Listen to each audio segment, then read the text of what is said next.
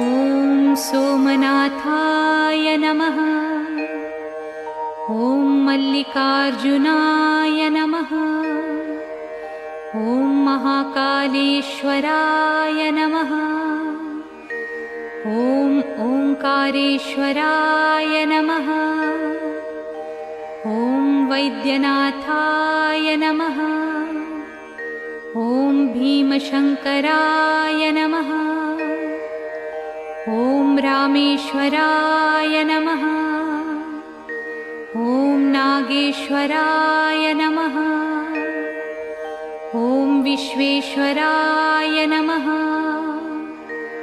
ॐ त्र्यम्बकेश्वराय नमः। ॐ केदारेश्वराय नमः। ॐ भुस्मेश्वराय नमः।